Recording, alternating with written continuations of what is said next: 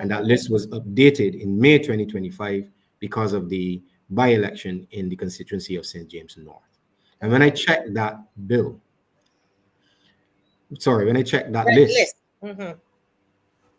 over 2,000 people are on that list between the age of 100 and 118. We know that's not true, which means that the list has significant challenges in the list. Yet you want to have an influx of voters, really, who can become eligible to get onto that list. Remember, I said the representation of the people that they can be eligible for citizenship after being here for 6 months within the previous 2 years of their application. And yet, you want to have a scenario where you have a list that's inaccurate, challenges within the electoral system, and you want to flood it. Let me tell you something. In 2019, in Dominica, there were significant issues with the list. Yes. And there were significant issues with respect to electoral reform in the country. Yes. And that threw a real stain on the democratic process within that country in Dominica in 2019. This government needs, this prime minister needs now to come back to the people and explain what is the purpose of the citizenship bill. I'm only speculating, to be honest with you. I think that I can draw the necessary inference based on even the words of Peter Wickham. But we want to hear from our prime minister. What are we expecting is going to happen as a lead up to the next election? Are you securing a certain percentage of votes to hold on to power? What is the purpose? These are questions that I think are fair questions that we need to ask the prime minister. Wow, this is another one, and I love what you call it a bait and switch, because truthfully, whenever I think of these two bills, I see them together. In fact, I think they were brought to the parliament together, weren't they? They were brought to the parliament together. They're brought to the parliament together. Now, I research based on what you said to me, and found out that you're right, that it's with the Joint Select Committee at the moment, right? And what was not clear to me is whether they were now open to the public, or when they're going to be open to public, the public making comments and making recommendations and so on. And I think Barbadians need to be listening out for that. Don't you think? Although I know we have another caller, or do you have a time? Have you found out when the public is able to give their suggestions and recommendations? Once the bill goes to the Joint Select Committee on Governance, I beg your pardon, it is supposed to be able to be subject to comments from the public.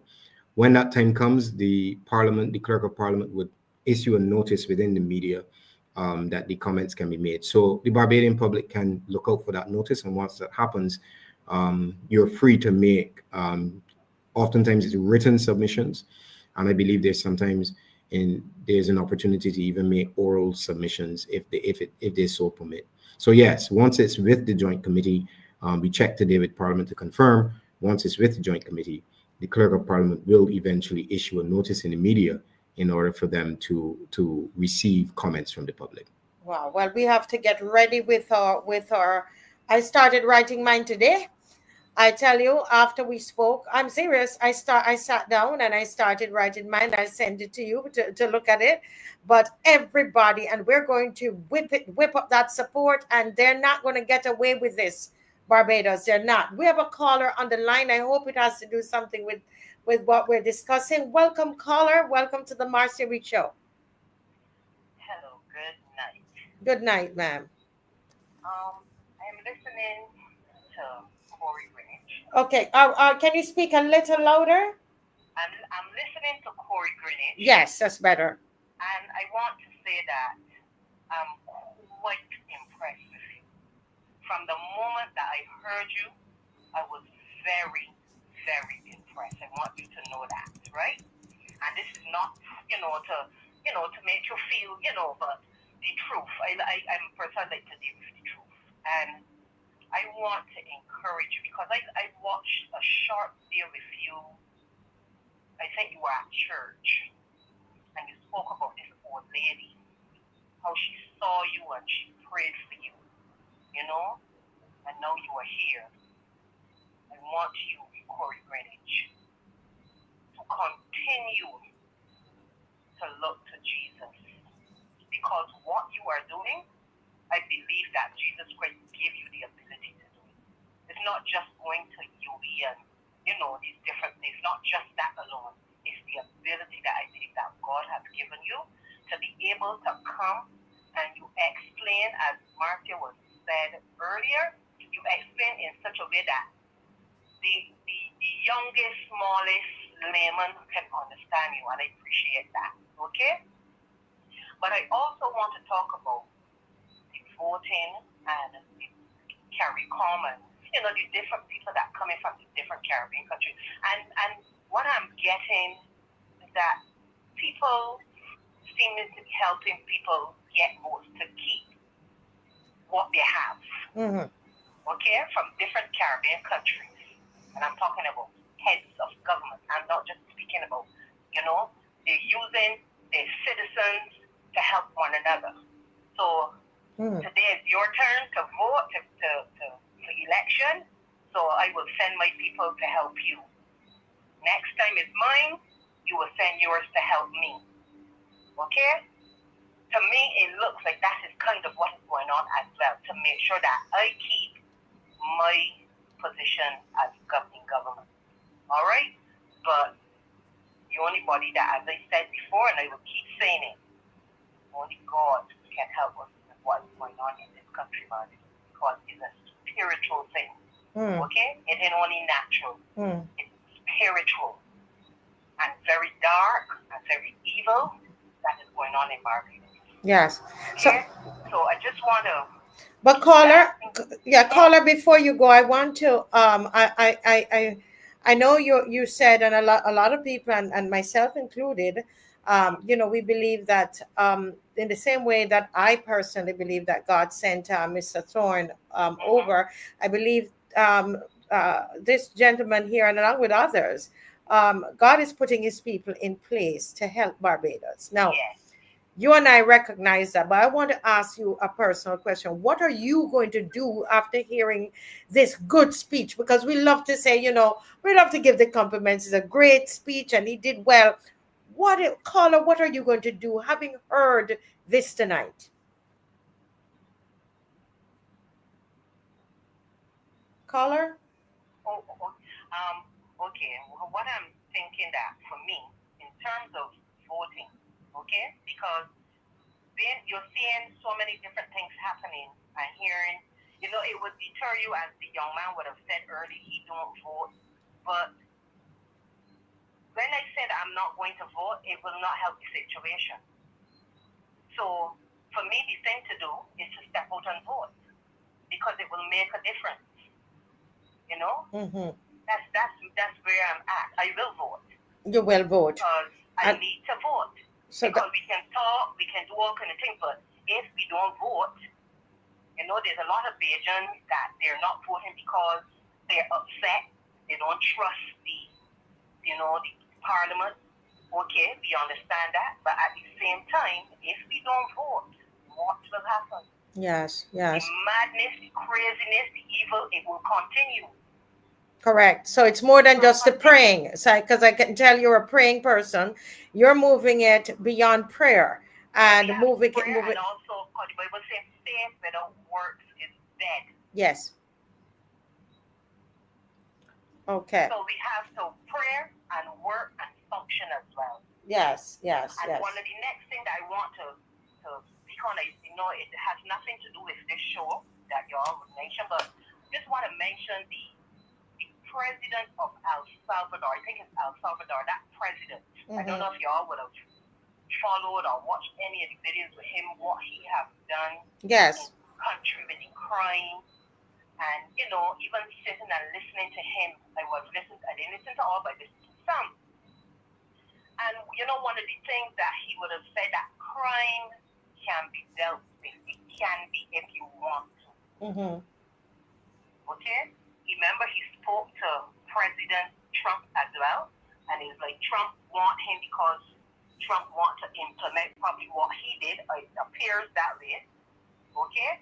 But I'm saying that he's saying if you want to fix the situation in a country, you can fix it and make it right if you want to. But if you don't want to, if it is benefiting your pocket and benefiting you and whoever with you, you don't need the problem to be fixed.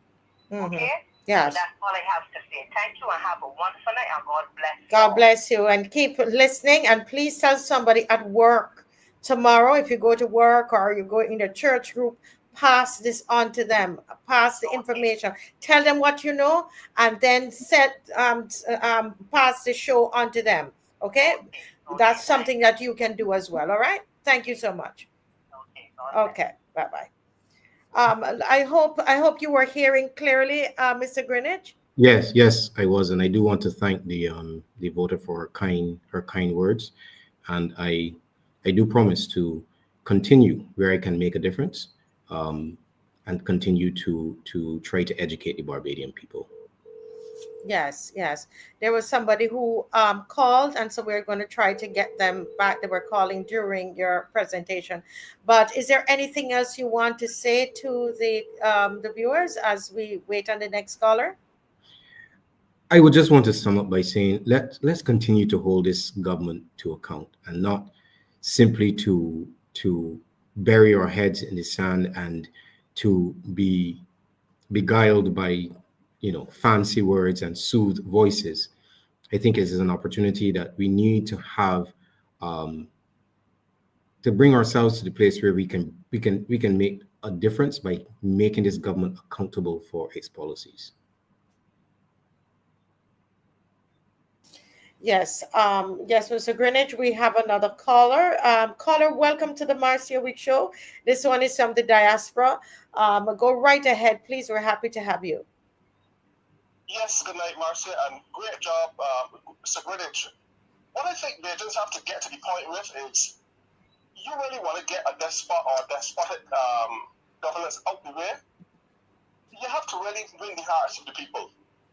But what I don't understand is how Mali continues to do these kind of like done deal negotiations. And what I realize that she's doing, things that she cannot get done in 1, 2, 3 in Barbados, she goes far wide to more or less negotiate or mediate these things, so that Beijing is almost like what they call it, no? Suggestive witchcraft. It's almost like, see X, Y doing it, so we can do it too. That kind of thing. That needs to stop. Beijing have to understand that, yes, you are small people, but Beijing still deserve to have dialogue. Ask Senator Dr. What's her name again? Question Haynes. Yes. Too much things in Barbados have been going with little to no dialogue or passion of the people, and then you hear that it is done. A government like that needs to be voted out. A government like that needs to be voted out. I mean, my last point is this: I don't care if Mayor Motley go and bring all of her friends from the Caribbean.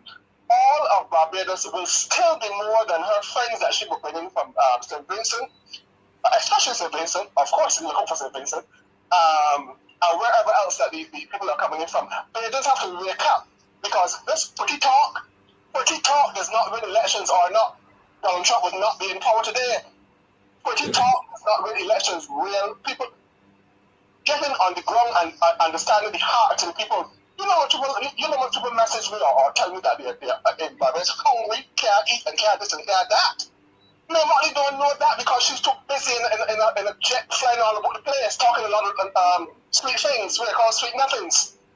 They just need to stop with this, that we are this pious, what they call sweet and dandy people, hands clasped and eyes closed. That is not so.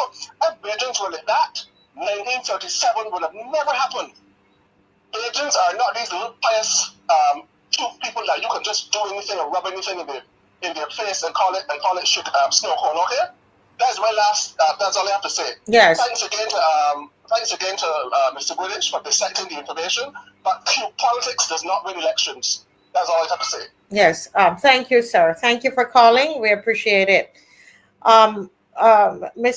Greenidge, any thoughts on what the caller has said? I think my takeaway from the caller is that he's really calling Barbadians to action. He's rejecting the apathy that we are seeing within the citizenry. He's rejecting the fact that we have to be smarter than just the pretty talk and the fancy speeches and the soothed voices at 7 p.m. in the evening. My friends and my fellow Barbadians. If this is how you treat your friends, I would hate to see how you treat your enemies. He pointed out that there are people, I read some of the comments there by your viewers. There are people who cannot afford to go to the supermarket, but yet they're my friends. There are people who cannot afford to buy school uniforms, and yet they're my friends. It's my friends, my friends, my friends. No, we want to see real care and real concern for the things that the Barbadian people are going through. And if this government cannot demonstrate that, then I agree with the caller that the Barbadian people need to come out in their numbers and elect a government that truly cares about what's happening in their lives. Yes.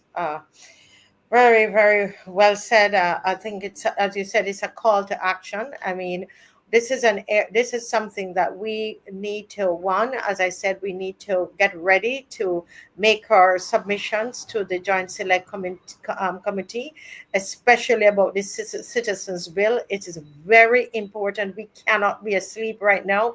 We need to be alert. This is what we did for the cybercrime bill.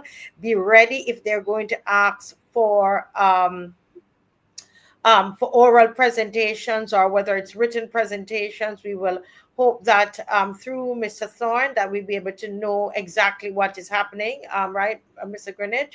Yes. I'm sure just like the last time, we'll be able to be fed the information. We know what to do so that we can actually prepare. So we're we need a petition. Somebody out there start a petition. No, we don't. Listen, this is all of us involved in this. Start a petition. And of course, in the next 2 weeks, this is not this Saturday, because we're going to continue to educate the people on it, but the following Saturday. All right, Dave, if you can tell me kindly what date that is, that's when we're going to go back on the streets. We're not going this Saturday because we need to understand it and to get more public, teach the people more about it, because everybody on here tonight, as we always tell you, take it to work tomorrow. Come on, talk to the person sitting across from you, somebody you go to lunch with. Talk to the people at church. And what we're telling them is truth. This is not propaganda. This is fact, right? Show them, tell them if you don't get it. And I think most of you understand already because it was very clear. Go and tell the people at church. Tell the people you stand up at the bus stop with. Let them know what is happening in this country. Tell the people in the bus. Anywhere you go and you have your friends, you're talking, find a way to put it in. And educate the people. Let them know, come out and march. Let them know when you see the petition, sign the petition. When it's time to go to the parliament, to whether it's oral presentation or we're going to write, everybody get involved. Also, can't we also, Mr. Greenidge, go on the Parliament website? There is a space that Yes. you can go and comment. Please, Yes. people, over 1,000 of you are on here tonight. Flood the Parliament website with comments, please. Go ahead. You were saying something, sir. Yeah, I was just going to clarify that you would go on, if you go to the Parliament website and you select bills before the House, you'll get a list of the bills. Once you select that bill, there's an opportunity on the bottom of each bill that you can make a comment. So you can select the immigration bill and the citizenship bill. Yes, and make a comment on it. And we're going to put it on Sunday night and show them what to do. We've got to mobilize. All right, we have to mobilize. They said they want to hear from the people. They will hear from us. They will hear from us. In fact, one of the things that can be done is that we hold our own town hall meetings, Mr. Greenidge, and educate the people in the communities. Certainly. You know, let's flood the place with the knowledge of this. Sir, I want to thank you for being on with us tonight. This has just been wonderful. Thank And you for having me. I did, you know, I just want to thank you. I want to thank Mr. Thorne, thank the DLP TV last night for this, and thank you for the time you've put in, because I know how these things are. It takes a lot of time. So God bless you. Is there any final thing that you want to say? No, I just want to thank you for having me again. I do appreciate the opportunity to speak to your viewers, to speak to the Barbadian people. We are in a time where it's difficult to access the mainstream media. Yes. That is unfortunate, and that in itself is a symptom of what is going on in our country. So platforms like yours and the LPTV give us an opportunity to be able to reach as many of our fellow citizens as possible. And therefore, I really do thank you for the opportunity to come on.